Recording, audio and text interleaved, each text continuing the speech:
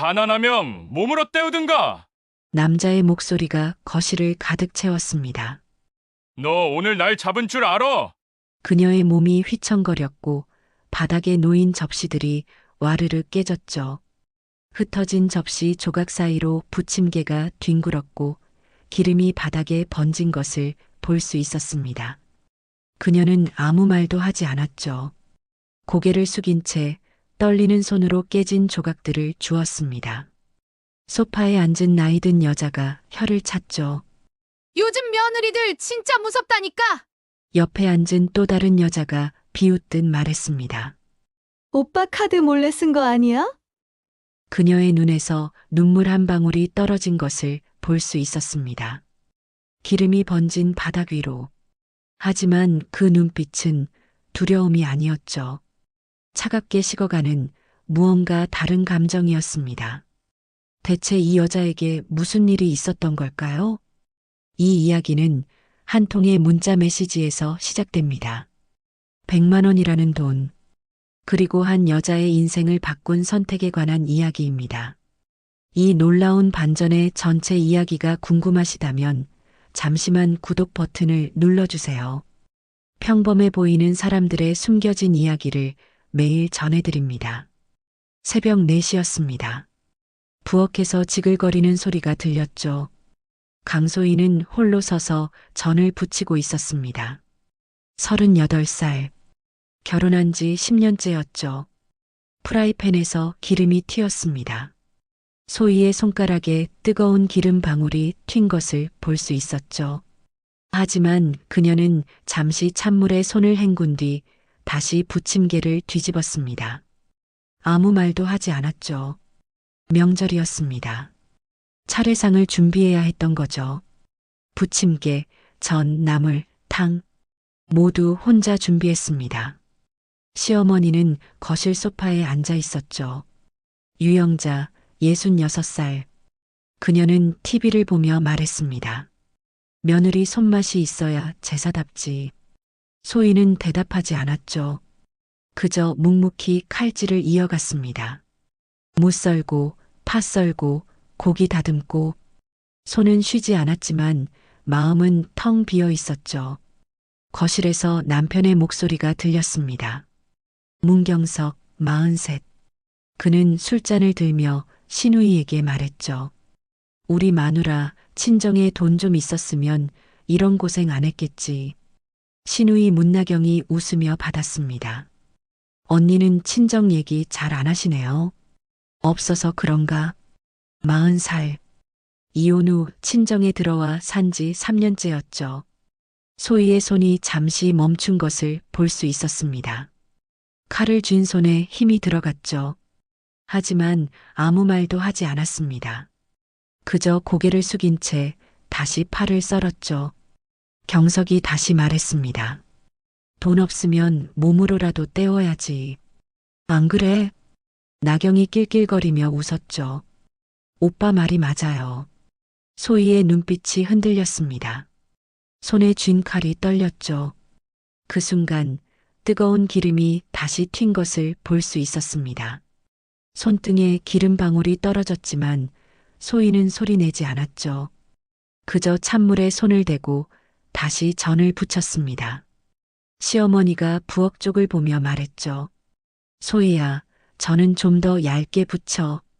작년 거 기억 안 나? 네, 어머님. 소희의 목소리는 작았습니다. 감정이 없었죠. 그저 기계처럼 대답하고 다시 일손을 놀렸습니다. 새벽 5시가 되었죠. 상차림이 거의 끝나갔습니다.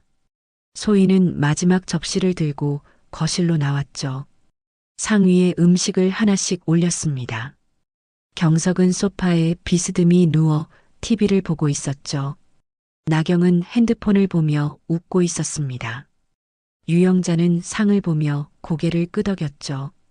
올해는 괜찮네. 소희는 대답하지 않았습니다. 부엌으로 돌아가 마지막 설거지를 시작했죠. 손은 차가운 물에 담겼지만 가슴은 더 차가웠습니다. 10년. 이 집에서 10년을 살았던 거죠. 단 한 번도 고맙다는 말을 들어본 적이 없었습니다. 단 한 번도 수고했다는 말을 들어본 적이 없었죠. 그저 당연하다는 듯 그녀의 손길을 받아왔습니다. 소희는 설거지를 마치고 앞치마를 벗었죠. 거울을 보았습니다. 핏기 없는 얼굴, 움푹 들어간 눈. 언제부터였을까요? 이렇게 된 게. 그녀는 한숨을 쉬고 거실로 나왔습니다. 차례가 시작되었죠. 경석이 술을 따랐고 유영자가 절을 했습니다. 나경도 따라서 절을 했죠. 소희도 고개를 숙였습니다. 하지만 그 순간 경석의 핸드폰에서 알림음이 울린 것을 들을 수 있었죠. 띠링. 경석이 핸드폰을 집어들었습니다. 화면을 보는 순간 그의 얼굴이 굳었죠. 이게 뭐야? 그의 목소리가 낮게 깔렸습니다. 유영자가 물었죠. 무슨 일이야? 경석은 소희를 쏘아보았습니다. 치과 임플란트 비용 100만 원 차감? 순간 거실이 조용해졌죠. 나경이 눈을 크게 떴습니다. 뭐? 100만 원? 유영자가 미간을 찔끔했죠. 그게 무슨 소리야? 경석이 소희에게 다가왔습니다. 가난한 내 엄마 이빨 해줬냐? 소희는 아무 말도 하지 못했죠. 경석의 손이 그녀의 머리채를 움켜쥔 것을 볼 수 있었습니다. 내 카드로, 내 돈으로. 소희의 몸이 휘청거렸죠. 상위의 접시들이 쏟아졌습니다. 와르르. 부침개가 바닥에 떨어졌고 그릇이 깨졌죠. 나경이 뒤로 물러서며 말했습니다. 어머, 오빠 카드 몰래 쓴 거예요? 유영자가 혀를 찼죠. 어휴, 요즘 며느리들 무섭다니까. 경석이 소희를 밀쳤습니다. 소희의 몸이 바닥에 넘어졌죠. 깨진 접시 조각이 손바닥에 박혔습니다. 피가 흘렀죠. 하지만 소희는 아무 말도 하지 않았습니다. 그저 고개를 숙인 채 바닥에 조각들을 주었죠. 경석이 소리쳤습니다. 당장 그 돈 돌려받아. 내 엄마한테 당장 전화해. 소희의 눈에서 눈물이 떨어진 것을 볼 수 있었습니다. 하지만 그녀는 고개를 들지 않았죠. 그저 묵묵히 깨진 조각들을 주었습니다. 유영자가 한숨을 쉬었죠. 에휴, 제사상이 엉망이 됐네. 나경이 말했습니다. 언니가 치워야죠, 뭐. 아무도 소희를 일으켜주지 않았죠. 아무도 괜찮냐고 묻지 않았습니다. 그저 모두 자리에서 일어나 각자의 방으로 들어갔죠. 소희는 홀로 남았습니다. 깨진 접시 조각들 사이에서, 기름이 번진 바닥 위에서 그녀는 천천히 고개를 들었죠. 눈물은 멈췄습니다. 대신 그 눈빛은 차갑게 식어 있었죠. 더 이상 슬픔이 아니었습니다. 더 이상 두려움이 아니었죠. 무언가 다른 감정이었습니다. 결심, 그리고 분노. 그녀는 천천히 일어났죠. 손바닥에 피를 닦고 조각들을 쓰레기통에 버렸습니다. 그리고 부엌으로 들어가 찬물로 얼굴을 씻었죠. 거울을 보았습니다. 그 안의 여자는 더 이상 예전의 소희가 아니었죠. 차례상이 완성되었습니다. 소희는 마지막 접시를 상 위에 올려놓았죠. 부침개, 전, 나물, 탕. 새벽부터 준비한 음식들이 상 가득 차 있었습니다. 경석은 소파에서 일어나 상 앞에 앉았죠. 유영자가 뒤따라 앉았습니다. 나경도 핸드폰을 내려놓고 자리에 앉았죠. 소희는 가장 구석에 앉았습니다. 경석이 술잔을 들었죠. 자, 시작하자. 유영자가 고개를 숙였습니다. 나경도 따라서 절을 했죠. 소희도 고개를 숙였습니다. 조용한 시간이었죠. 딱히 경건하지도 따뜻하지도 않은 시간. 그저 형식적으로 지나가는 의례였습니다. 경석이 술을 따르려던 순간이었죠. 띠링. 핸드폰 알림음이 울렸습니다. 경석의 핸드폰이었죠. 그는 짜증스럽게 핸드폰을 집어들었습니다. 화면을 보는 순간 그의 얼굴이 굳었죠. 이게 뭐야? 유영자가 물었습니다. 무슨 일이야? 경석은 화면을 뚫어지게 쳐다봤죠. 문자 메시지였습니다. 치과 임플란트 비용 100만 원 차감되었습니다. 경석의 눈이 커졌습니다. 100만 원? 나경이 고개를 돌렸죠. 뭐, 100만 원이요? 경석은 천천히 고개를 들어 소희를 쳐다봤습니다. 그의 눈빛은 차가웠죠. 아니, 차가움을 넘어 얼어붙어 있었습니다. 이거 뭐야? 소희는 입술을 깨물었죠. 아무 말도 하지 못했습니다. 경석이 다시 물었습니다. 내 카드로 100만 원을 썼어? 치과 임플란트? 소희는 고개를 숙였죠. 엄마가. 경석이 소리쳤습니다. 뭐, 가난한 내 엄마 이빨 해줬냐? 유영자가 눈을 크게 떴죠. 뭐라고? 나경이 손으로 입을 가렸습니다. 어머, 진짜요? 경석은 핸드폰을 상 위에 내던졌죠. 쿵. 술잔이 넘어갔습니다. 술이 상 위로 쏟아졌죠. 내 카드로, 내 돈으로. 소희는 떨리는 목소리로 말했습니다. 엄마가 이가 아파서, 밥을 못 드셔서. 경석이 비웃었죠. 그게 내가 알 바야? 내 엄마 이빨이 내 책임이야? 유영자가 혀를 찼습니다. 에휴, 이런 며느리는 처음 보네. 나경이 거들었죠. 언니, 그건 좀 심한 거 아니에요? 시댁돈을 몰래 쓰다니. 소희는 고개를 들었습니다. 눈에 눈물이 고였죠. 미안해요. 하지만 엄마가.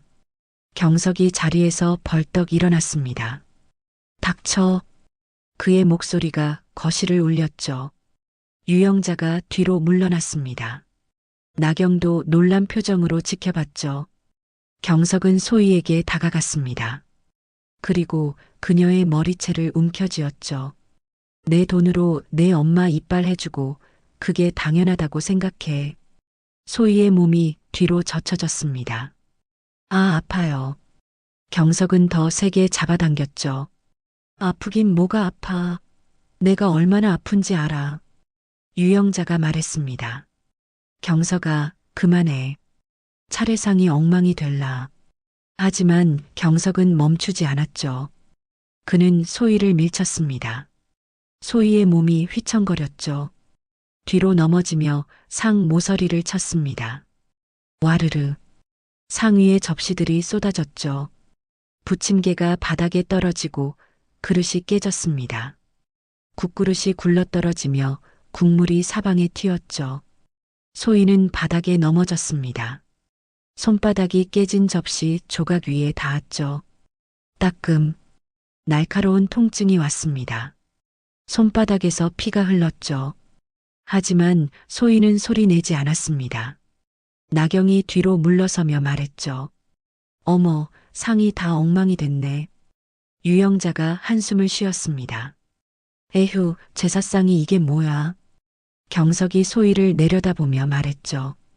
당장 그 돈 돌려받아. 내 엄마한테 전화해서 당장 돌려받으라고 해. 소희는 고개를 들지 못했습니다. 바닥에 엎드린 채 깨진 조각들만 바라봤죠. 경석이 다시 소리쳤습니다. 못 들었어. 소희는 떨리는 목소리로 대답했죠. 네. 유영자가 말했습니다. 어휴, 요즘 며느리들 무섭다니까. 시댁돈을 몰래 쓰고. 나경이 고개를 끄덕였죠. 맞아요. 오빠 카드 몰래 쓴 거잖아요. 경석은 차가운 목소리로 말했습니다. 내일까지 100만 원 돌려받아. 안 그러면 내 친정 가서 살아. 소희는 아무 말도 하지 못했죠. 그저 고개를 숙인 채 깨진 조각들을 주었습니다. 손에서 피가 흘렀습니다. 하지만 아무도 신경 쓰지 않았죠. 경석은 돌아서서 자기 방으로 들어갔습니다. 쾅! 문이 거칠게 닫혔죠. 유영자가 한숨을 쉬며 말했습니다. 소희야, 빨리 치워. 기름 냄새나. 나경이 일어서며 말했죠. 언니가 치워야죠, 뭐. 언니가 엎은 건데. 둘은 거실을 떠났습니다. 소희는 홀로 남았죠. 깨진 접시 조각들 사이에서, 쏟아진 음식들 사이에서 그녀는 천천히 조각들을 주었습니다. 손바닥의 피가 바닥에 떨어졌죠. 하지만 소희는 멈추지 않았습니다. 묵묵히 하나씩 주워 담았죠. 부침개를 집어들고 깨진 그릇을 모았습니다. 눈물이 떨어졌죠. 깨진 접시 조각 위로, 기름이 번진 바닥 위로. 소희는 소리 없이 울었습니다. 하지만 손은 멈추지 않았죠. 계속 치우고 닦고 정리했습니다. 새벽부터 준비한 음식들이 모두 바닥에 버려졌습니다. 정성껏 부친 전들이 짓밟혔죠. 하지만 아무도 미안하다 하지 않았습니다. 아무도 괜찮냐고 묻지 않았죠. 소희는 걸레를 들고 바닥을 닦았습니다. 기름을 닦고 국물을 닦고 피를 닦았죠. 손은 계속 움직였지만 마음은 텅 비어 있었습니다. 아니, 텅 빈 게 아니었죠. 무언가가 차오르고 있었습니다. 차갑고 단단한 무언가가.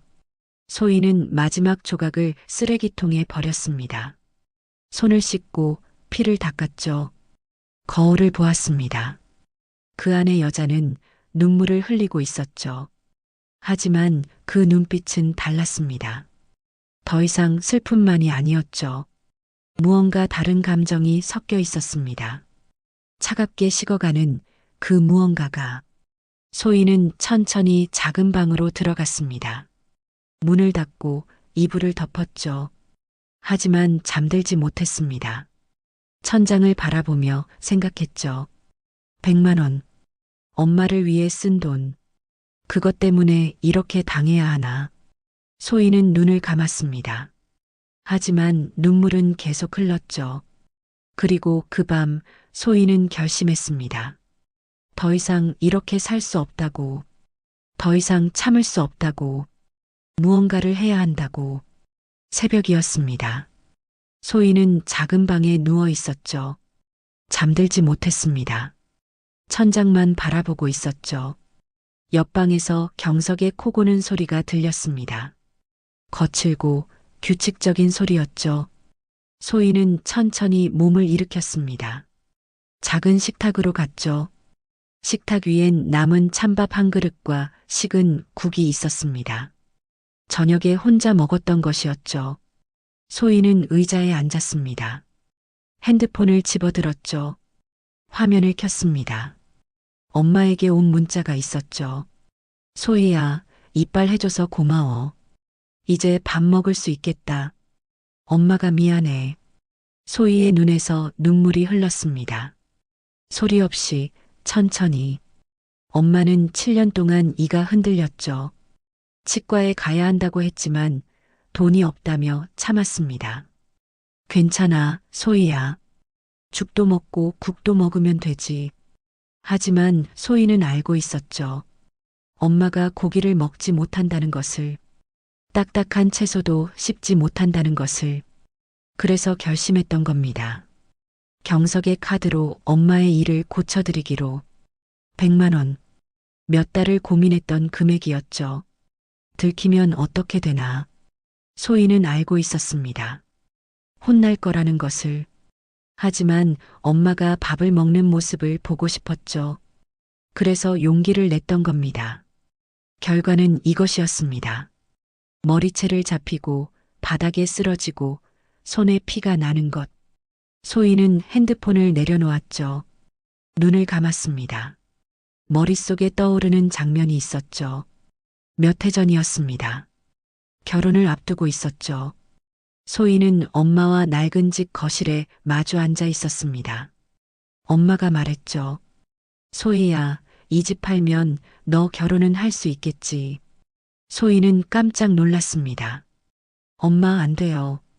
그럼 엄마는 어디서 살아요? 엄마는 웃었죠. 엄마는 바닥에 살아도 괜찮다. 내가 행복하게 사는 게 중요하지.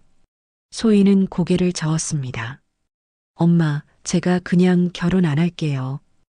하지만 엄마는 단호했죠. 안 돼. 넌 행복해야 해. 엄마가 집 팔게. 그렇게 엄마는 집을 팔았습니다. 소희의 혼수를 마련했죠. 작은 원룸으로 이사했습니다. 괜찮아, 소희야. 엄마는 이것만 있으면 돼. 소희는 눈물을 흘리며 결혼했죠. 엄마의 희생 위에 세워진 결혼이었습니다. 하지만 행복은 오지 않았죠. 시댁 식구들은 여전히 소희를 무시했습니다. 친정에서 뭘 해줬다고, 집 한 채 판 돈이 뭐 대수라고. 소희는 참았죠. 엄마의 희생을 생각하며 이를 악물고 버텼습니다. 10년을 그렇게 살았죠. 하지만 지금은 달랐습니다. 엄마를 위해 쓴 100만 원 때문에 이렇게 당하다니. 소희는 눈을 떴습니다. 식탁 위에 찬밥을 바라봤죠. 배가 고팠습니다. 하지만 먹을 수가 없었죠. 목구멍으로 넘어가지 않을 것 같았습니다. 소희는 핸드폰을 다시 들었습니다. 엄마의 문자를 다시 읽었죠.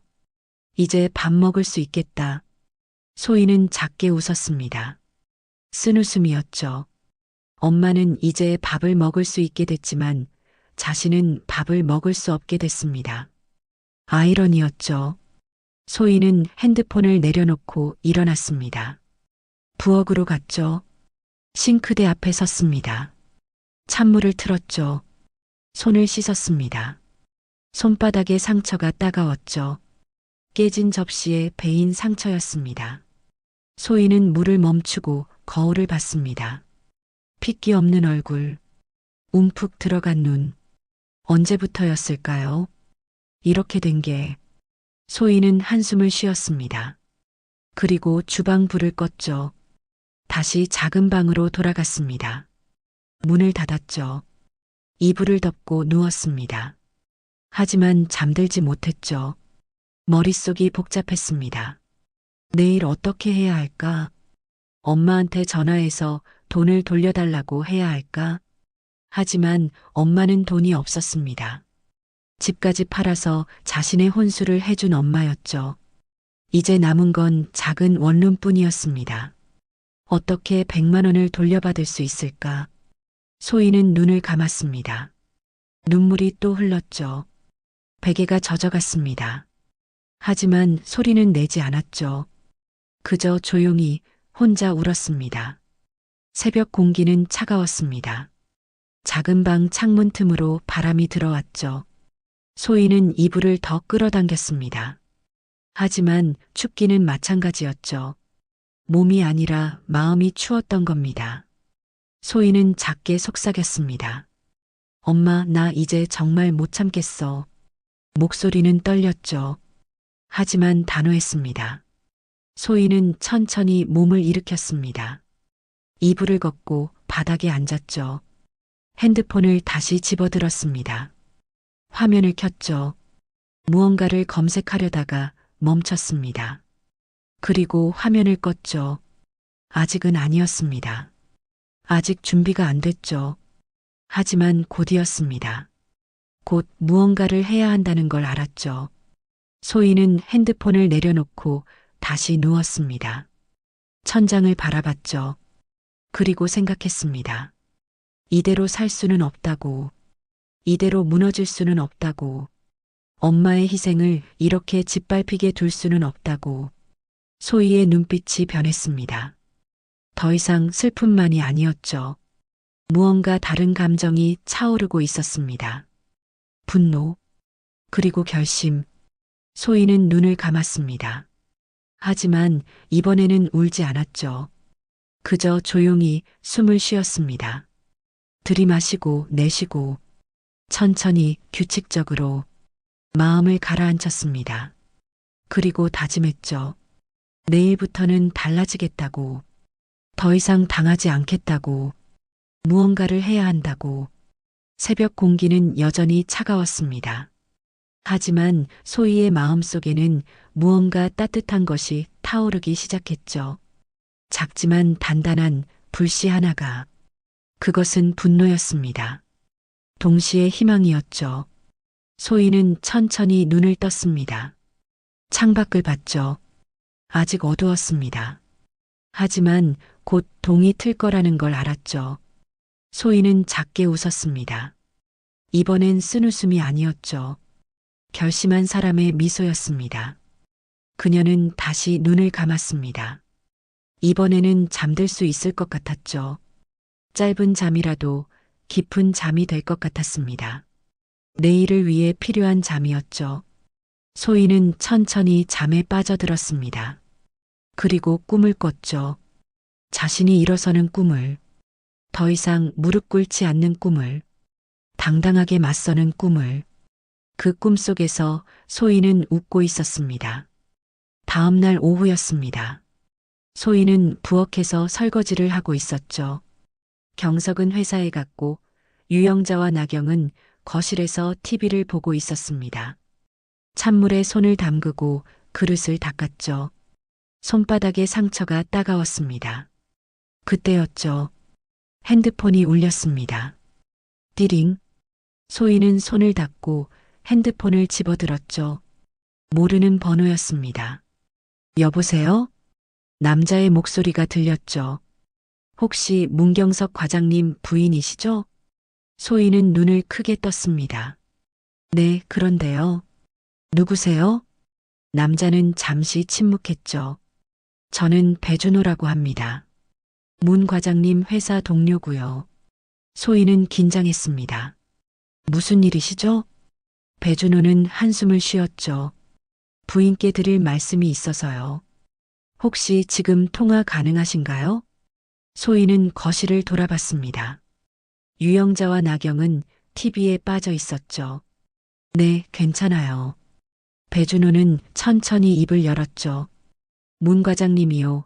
회사에서 직원들을 괴롭혔습니다. 저도 그중 한 명이었고요. 소희는 숨을 멈췄습니다. 그리고 법인카드를 사적으로 썼어요. 술값, 골프비까지요. 몇 년째 그래왔습니다. 소희는 핸드폰을 꽉 쥐었죠. 그게 정말인가요? 배준호는 대답했습니다. 네. 증거도 다 있습니다. 영수증, 녹음 파일, 문자 내역까지요. 소희는 벽에 기댔죠. 다리에 힘이 풀렸습니다. 저도 오래 참았어요. 하지만 이젠 그만하려고요. 혼자선 못하겠더라고요. 소희는 침묵했습니다. 남편이 회사에서 그런 짓을 하고 있었다니. 배준호가 조심스럽게 물었죠. 부인께서 도와주실 수 있을까요? 소희는 쓴웃음을 지었습니다. 그 사람이 당신을 괴롭혔다는 거 믿어요. 배준호는 놀란 듯 물었죠. 네. 소희는 작은 목소리로 말했습니다. 나한테도 그러니까요. 그 사람은 집에서도 똑같아요. 배준호는 한숨을 쉬었죠. 죄송합니다. 소희는 고개를 저었습니다. 아니에요. 오히려 고마워요. 소희는 창밖을 바라봤죠. 하늘은 흐렸습니다. 입술을 깨물었습니다. 어제의 일이 떠올랐죠. 머리채를 잡히고 바닥에 쓰러졌던 일, 100만 원 때문에 당했던 굴욕. 소희는 천천히 입을 열었습니다. 그 사람 언제부터 사람인 척했는지 모르겠네요. 배준호는 조용히 들었죠. 회사에서도 그렇게 했다니 믿기죠. 그 사람답죠. 배준호는 무겁게 말했습니다. 부인도 많이 힘드셨겠어요. 소희는 눈을 감았죠. 힘들었어요. 10년 동안요. 배준호가 말했습니다. 저희가 함께하면 바로잡을 수 있을 거예요. 소희는 눈을 떴습니다. 시간을 좀 주세요. 생각해 볼게요. 배준호는 대답했죠. 네, 천천히 생각해 보세요. 언제든 연락 주세요. 전화가 끊어졌습니다. 소희는 핸드폰을 내려놓았죠. 손이 떨리고 있었습니다. 하지만 이번엔 두려움만은 아니었죠. 분노, 그리고 희망. 거실에서 유영자의 목소리가 들렸습니다. 소희야, 물 좀 가져와. 소희는 대답했죠. 네, 어머님. 냉장고에서 물을 꺼내 컵에 따랐습니다. 거실로 가져갔죠. 유영자가 받아 마셨습니다. 설거지는 다 했어? 소희는 고개를 끄덕였죠. 네. 부엌으로 돌아갔습니다. 싱크대 앞에 섰죠. 물을 틀었습니다. 찬물이 손을 적셨죠. 소희는 흐르는 물을 바라봤습니다. 계속 흐르는 멈추지 않는 물을 자신도 이제 흘러가야 한다고 생각했죠. 이대로 멈춰 있을 순 없다고. 소희는 물을 끄고 손을 닦았습니다. 거울을 봤죠. 그 안의 여자는 예전과 달랐습니다. 눈빛이 달라졌죠. 무언가를 결심한 사람의 눈빛이었습니다. 소희는 작게 속삭였죠. 아니요, 제가 앞장설 거예요. 아직 배준호에게 하지 못한 말이었습니다. 하지만 곧 할 말이었죠. 소희는 핸드폰을 집어들었습니다. 배준호의 번호를 저장했죠. 그리고 화면을 껐습니다. 냉장고를 열었죠. 저녁 준비를 시작했습니다. 채소를 꺼내고 고기를 꺼내고 양념을 준비했죠. 손은 익숙하게 움직였습니다. 하지만 머릿속은 달랐죠. 계속 생각하고 있었습니다. 배준호의 말을, 남편의 횡령을, 직장 내 괴롭힘을, 그리고 어제의 일을. 소희는 칼을 들었죠. 양파를 썰기 시작했습니다. 눈물이 났죠. 양파 때문인지 다른 이유 때문인지 알 수 없었습니다. 하지만 소희는 멈추지 않았죠. 계속 썰었습니다. 그리고 마음속으로 다짐했죠. 이제 더 이상 참지 않겠다고. 더 이상 당하지 않겠다고. 이번엔 내가 나서겠다고. 저녁 준비가 끝났습니다. 소희는 상을 차렸죠. 경석이 퇴근했습니다. 다녀왔습니다. 유영자가 대답했죠. 왔어? 경석은 소파에 앉았습니다. 소희를 보지도 않았죠. 저녁 식사가 시작되었습니다. 경석이 물었죠. 그 돈은 돌려받았어? 소희는 고개를 숙였습니다. 아직이요. 경석이 젓가락을 내려놓았죠. 언제까지 아직이야? 소희는 대답하지 않았습니다. 내일까지 안 돌려받으면 너 나가. 소희는 고개를 끄덕였죠. 네. 하지만 그 목소리는 예전과 달랐습니다. 조금 더 단단했죠. 조금 더 차가웠습니다. 경석은 눈치채지 못했죠. 소희는 조용히 밥을 먹었습니다. 하지만 마음속으로는 결심하고 있었죠. 내일 배준호에게 연락하겠다고. 내일부터 모든 게 달라지겠다고. 다음 날 오전이었습니다. 소희는 배준호에게 문자를 보냈죠. 만나서 얘기할 수 있을까요? 답장이 곧 왔습니다. 오늘 오후 2시 회사 근처 카페에서요. 오후 2시였죠. 소희는 카페에 도착했습니다. 구석자리에 남자가 앉아 있었죠. 배준호였습니다.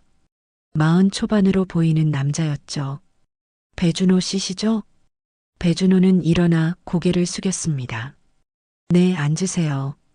소희는 자리에 앉았죠. 배준호는 망설이다 말했습니다. 증거가 있습니다. 그는 가방에서 USB를 꺼냈죠. 이 안에 다 있어요. 법인카드 영수증, 녹음 파일, 문자 내역까지요.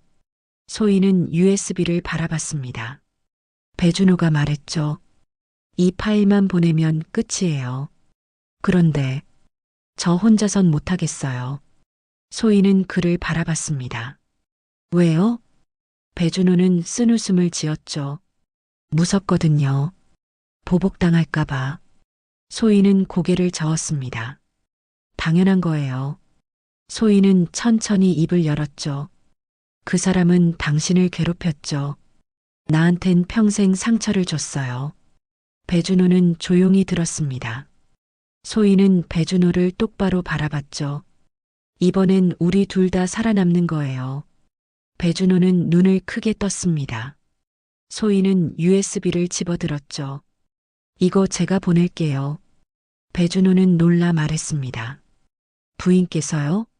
소희는 고개를 끄덕였습니다. 네. 제가 직접 할게요. 소희는 가방에서 노트북을 꺼냈습니다. 테이블 위에 올려놓았죠. 배준호가 놀라 물었습니다. 지금 하시려고요? 소희는 고개를 끄덕였습니다. 늦추지 않을 거예요. 노트북을 켰죠. USB를 꽂았습니다. 파일들이 화면에 나타났죠. 영수증 사진들, 녹음 파일들, 문자 캡처들, 법인카드로 결제한 골프장 영수증, 술집 영수증, 모두 경석의 이름이 적혀 있었습니다. 녹음 파일도 들었죠. 경석의 목소리가 들렸습니다. 이것도 못해? 너 월급 받을 자격 있어? 소희의 손이 떨렸습니다. 익숙한 목소리였죠. 집에서 자신에게 하던 그 목소리. 배준호가 조심스럽게 말했습니다. 괜찮으세요? 소희는 고개를 끄덕였죠. 메일 작성을 시작했습니다. 손가락이 키보드를 두드렸죠. 받는 사람 회사 감사팀. 제목 문경석 과장의 횡령 및 직원 폭행 증거 제출. 소희는 본문을 작성했습니다. 문경석 과장은 법인카드를 사적으로 사용했습니다. 직원들을 괴롭히고 폭언을 일삼았습니다. 증거 파일을 첨부합니다. 마지막 문장을 적었죠. 그는 약자를 이용했고 나는 그 증인입니다. 소희는 파일들을 첨부했습니다. 모든 영수증, 녹음 파일, 문자 캡처. 배준호가 긴장한 목소리로 물었습니다. 정말 보내시는 거예요? 소희는 마우스를 보내기 버튼 위에 올렸죠. 잠시 멈췄습니다. 이걸 보내면 모든 게 달라진다고 생각했죠. 하지만 동시에 생각했습니다. 자신의 인생도 바뀐다고. 소희는 클릭했습니다. 딸깍. 메일 전송 완료 창이 떴죠. 배준호가 놀라며 말했습니다. 보내셨네요. 소희는 노트북을 닫았습니다. 네. 배준호는 안도의 한숨을 쉬었죠. 대단하시네요. 소희는 고개를 저었습니다. 이건 복수가 아니에요. 배준호가 물었죠. 그럼요. 소희는 창밖을 바라봤습니다. 정리해요. 잘못된 걸 바로잡는 거예요. 배준호는 천천히 고개를 끄덕였습니다. 소희는 USB를 뽑아 배준호에게 건넸죠. 보관 잘하세요. 배준호는 USB를 받았습니다. 감사합니다. 소희는 가방을 챙겨 일어났죠. 이제 가봐야겠어요. 배준호도 일어났습니다. 부인, 괜찮으시겠어요? 소희는 쓴웃음을 지었죠. 괜찮아요. 이제 더 이상 무섭지 않아요. 소희는 카페를 나섰습니다. 바깥 공기가 차가웠죠. 하지만 가슴은 뜨거웠습니다. 소희는 천천히 걸었습니다. 집으로 가는 길이었죠. 하지만 이번엔 달랐습니다. 발걸음이 가벼웠죠. 10년 만에 처음으로 자신이 무언가를 해냈다는 느낌이 들었습니다. 소희는 하늘을 올려다봤습니다. 구름이 걷히고 있었죠. 소희는 집 앞에 도착했습니다. 문을 열었죠. 유영자와 나경은 거실에 있었습니다. 다녀왔습니다. 유영자가 물었죠. 어디 갔다 와? 소희는 대답했습니다. 잠깐 볼일 봤어요. 나경이 말했죠. 오빠 오늘 늦는데요. 회식이래요. 소희는 고개를 끄덕였습니다. 부엌으로 갔죠.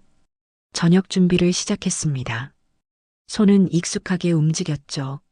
하지만 마음은 달랐습니다. 더 이상 텅 비어 있지 않았죠. 무언가로 가득 차 있었습니다. 희망, 그리고 확신. 소희는 칼을 들고 채소를 썰었습니다. 규칙적인 소리가 났죠. 탁, 탁, 탁. 소희는 작게 웃었습니다. 저녁이 왔습니다. 경석은 늦게 들어왔죠. 술 냄새를 풍기며 다녀왔어. 유영자가 대답했습니다. 회식 많이 했니? 경석은 소파에 털썩 앉았죠. 소희는 그를 바라봤습니다. 조용히 차갑게. 경석은 눈치채지 못했죠. 그저 TV를 켰습니다. 소희는 부엌으로 들어갔습니다. 물을 마셨죠. 그리고 생각했습니다. 이제 고지라고. 소희는 컵을 내려놓았습니다. 그리고 조용히 웃었죠. 폭풍 전의 고요였습니다. 며칠이 지났습니다. 설날이 다가왔죠. 시댁 거실은 차례 준비로 분주했습니다. 소희는 부엌에서 음식을 준비하고 있었죠. 경석은 거실 소파에 앉아 TV를 보고 있었습니다. 유영자와 나경은 상을 차리고 있었죠. 평범한 명절 아침이었습니다. 하지만 소희는 알고 있었죠. 오늘이 마지막이라는 것을. 아침 10시였습니다. 거실 TV에서 뉴스가 흘러나왔죠. 경석은 무심히 채널을 돌리고 있었습니다. 그때였죠. 속보 자막이 화면에 떴습니다. 대기업 과장, 회사 자금 횡령 및 직장 내 괴롭힘 혐의 조사 착수. 경석의 손이 멈췄죠. 리모컨을 떨어뜨렸습니다. 화면에 자신의 얼굴이 나왔습니다. 모자이크 처리되었지만 이름이 보였죠. 문 과장. 유영자가 화면을 보며 말했습니다. 어머, 저 사람 봐. 회사 돈을 횡령했대. 나경도 고개를 돌렸죠. 헐, 진짜네. 요즘 그런 사람 많더라. 경석의 얼굴이 새하얗게 질렸습니다. 손이 떨렸죠. 유영자가 가까이 다가와 화면을 봤습니다. 문, 성이 문씨네. 우리 경석이랑 같네. 그 순간 유영자의 얼굴이 굳었죠. 잠깐, 이거. 나경도 화면을 자세히 봤습니다. 이 회사, 오빠 회사 아니야? 경석은 아무 말도 하지 못했죠.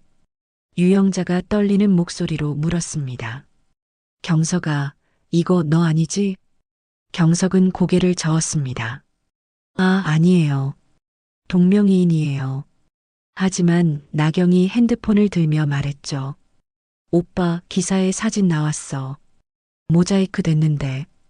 나경의 목소리가 떨렸습니다. 이거 오빠 맞는 것 같은데? 젓가락을 들고 있던 유영자가 젓가락을 떨어뜨렸습니다. 경석은 자리에서 벌떡 일어났죠. 아니라니까요. 하지만 그의 목소리는 떨리고 있었습니다. 핸드폰이 울렸죠. 경석의 핸드폰이었습니다. 회사 번호였죠. 경석은 핸드폰을 집어들었습니다. 여보세요? 상대방의 목소리가 크게 들렸습니다. 문 과장, 지금 당장 회사로 나와. 경석의 얼굴이 더욱 창백해졌죠. 부장님, 저는 설명은 여기 와서 해. 당장. 전화가 끊어졌습니다. 유영자가 소리쳤죠. 경석아, 대체 무슨 일이야? 경석은 대답하지 못했습니다. 그때 소희가 부엌에서 나왔습니다. 차분한 표정이었죠. 거실로 천천히 걸어왔습니다. 유영자가 소희를 보며 말했죠. 소희야, 너 이거 봤어? 경석이가. 소희는 TV를 바라봤습니다. 그리고 조용히 말했죠. 네, 봤어요. 경석이 소희를 쏘아봤습니다. 너 뭐 하는 거 있어? 소희는 경석을 똑바로 바라봤습니다. 네, 알아요. 거실이 조용해졌죠. 소희가 계속 말했습니다. 당신이 법인카드로 술값 쓴 것도 알아요.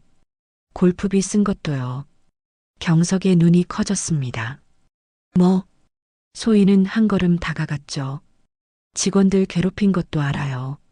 녹음 파일도 다 들었어요. 유영자가 비명을 질렀습니다. 뭐라고? 나경도 입을 벌렸죠. 소희는 차분하게 말했습니다. 이게 제가 차린 진짜 제사상이에요. 경석이 소리쳤죠. 너 뭐 한 거야? 소희는 웃었습니다. 차갑게. 탐욕과 거짓의 상이에요. 경석이 소희에게 달려들려 했죠. 하지만 소희는 물러서지 않았습니다. 손대지 마세요. 이제 더 이상 안 통해요. 경석은 멈춰섰습니다. 소희는 손가락에서 결혼 반지를 빼냈죠. 천천히. 그리고 식탁 위에 올려놓았습니다. 이제 제자리로 돌아갈게요. 유영자가 소리쳤습니다. 이 미친년이. 나경도 말했죠. 언니가 오빠 고발한 거예요. 소희는 대답하지 않았습니다. 그저 돌아서서 걸어갔죠. 현관으로. 경석이 뒤에서 소리쳤습니다. 아, 너 어디가? 소희는 멈춰서서 뒤를 돌아봤습니다. 당신이 제게 한 것처럼 저도 했을 뿐이에요. 그리고 문을 열었죠. 밖으로 나갔습니다. 문을 닫았죠. 쾅! 거실에는 경석, 유영자, 나경만 남았습니다. TV에서는 계속 뉴스가 흘러나왔죠. 법인카드 사적 사용 수억 원 규모 추정, 직원들 집단 증언 예정. 경석은 주저앉았습니다. 바닥에 얼굴을 손으로 가렸죠. 유영자가 울먹이며 말했습니다. 이게 무슨 일이야? 나경도 멍하니 서 있었죠. 한때 잘난 척하던 집안이었습니다. 하지만 이제는 아니었죠. 모든 게 무너지고 있었습니다. 소희는 계단을 내려갔습니다. 밖은 추웠죠. 하지만 가슴은 따뜻했습니다. 자유였습니다. 10년 만의 자유. 소희는 걸었습니다. 어디로 가는지 모르지만 걸었죠. 그리고 생각했습니다. 이제 시작이라고. 진짜 내 인생의 시작이라고. 소희는 하늘을 올려다봤습니다. 맑았죠. 구름 한 점 없이 맑았습니다. 소희는 웃었죠. 진심으로. 그리고 계속 걸어갔습니다. 앞으로. 며칠이 흘렀습니다. 경석은 회사 앞에 서 있었죠. 기자들이 그를 둘러쌌습니다. 카메라 플래시가 터졌죠. 문 과장님, 횡령 혐의에 대해 해명해 주세요. 직원 괴롭힘은 사실인가요? 법인카드 사적 사용 금액이 얼마죠? 경석은 고개를 숙였습니다. 손으로 얼굴을 가렸죠. 그냥 실수였다고요. 기자들은 계속 질문을 쏟아냈습니다. 실수로 몇 년을 횡령하셨나요? 직원들 괴롭힌 것도 실수인가요? 경석은 대답하지 못했죠. 그저 비틀거리며 회사 건물로 들어갔습니다. 플래시는 계속 터졌죠. 경석의 얼굴에는 굴욕이 서려 있었습니다. 같은 시각, 시댁집이었습니다. 유영자와 나경은 거실에 앉아 있었죠. TV를 끈 상태였습니다. 보고 싶지 않았죠. 뉴스마다 경석의 이야기가 나왔습니다. 유영자가 한숨을 쉬었죠. 이게 대체 무슨 일이야? 나경이 핸드폰을 보며 말했습니다. 엄마, 기사 댓글 봤어요? 유영자가 물었죠. 뭐라는데? 나경은 핸드폰을 내려놓았습니다. 차라리 안 보는 게 나을 것 같아요. 유영자는 창밖을 바라봤죠. 다 그 며느리 때문이야. 소위 그년 때문에. 나경이 말했습니다. 엄마, 그게 아니라 오빠가 진짜 그런 짓을 한 거잖아요. 유영자가 나경을 쏘아봤죠. 너 지금 오빠 편 안 드는 거야?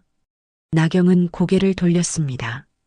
편을 들고 말고가 아니라 사실이잖아요. 유영자는 입을 다물었죠. 할 말이 없었습니다. 사실이었죠. 경석이 법인카드를 사적으로 썼던 것도, 직원들을 괴롭혔던 것도 모두 사실이었습니다. 나경이 조용히 말했죠. 엄마, 우리가 소희 언니한테 너무 심했던 거 아니에요? 유영자가 쏘아봤습니다. 뭐? 나경은 계속 말했죠.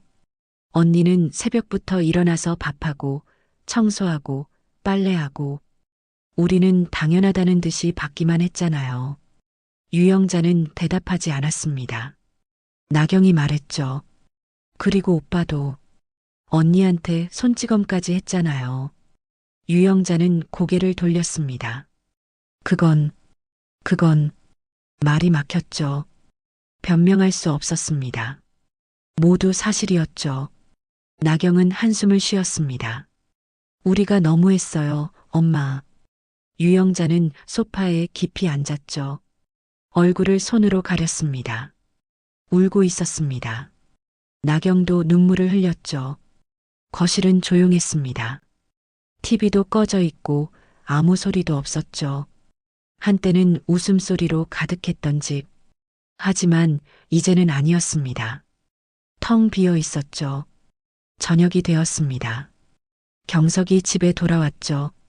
문을 열고 들어왔습니다. 얼굴은 초췌했습니다. 머리는 헝클어져 있었죠. 유영자가 일어나 물었습니다. 경석아, 어떻게 됐어? 경석은 소파에 주저앉았죠. 정직이래요. 조사 끝날 때까지. 유영자가 비명을 질렀습니다. 뭐? 경석은 고개를 숙였죠. 변호사 선임해야 한대요. 형사 고발까지 들어갔대요. 나경이 물었습니다. 오빠, 정말로 그런 짓을 한 거예요? 경석은 대답하지 않았습니다. 나경이 다시 물었죠. 법인카드 사적으로 쓴 거 사실이에요? 경석은 고개를 끄덕였습니다. 천천히. 그리고 직원들 괴롭힌 것도? 경석은 또 끄덕였죠. 유영자가 주저앉았습니다. 어머나. 나경은 고개를 저었습니다. 오빠, 왜 그랬어요? 경석은 대답하지 못했죠. 그저 얼굴을 손으로 가렸습니다. 거실은 침묵에 잠겼습니다. 한참이 지나서 유영자가 말했죠. 다 내가 그 며느리를 건드려서 그래. 나경이 소리쳤습니다. 엄마, 지금 그게 중요해요. 오빠가 잘못한 거잖아요. 유영자가 되받아쳤죠. 너 지금 엄마한테 소리 지르는 거야. 나경이 말했습니다. 엄마가 늘 며느리만 부려먹었잖아요. 우리도 잘못했다고요. 유영자와 나경은 서로 소리를 질렀습니다. 경석은 그저 앉아서 지켜봤죠. 아무 말도 하지 못했습니다. 집안은 난장판이 되었습니다. 며칠이 더 지났습니다. 집은 점점 더 황폐해졌죠. 유영자는 방에만 들어박혀 있었습니다. 나경은 집을 나가버렸죠. 친구 집에서 지낸다고 했습니다. 경석은 거실 소파에 누워 있었죠. 머리는 감지도 않았습니다. 수염도 깎지 않았죠. 집안은 더러워졌습니다. 설거지는 쌓여 있었고 쓰레기는 넘쳤죠.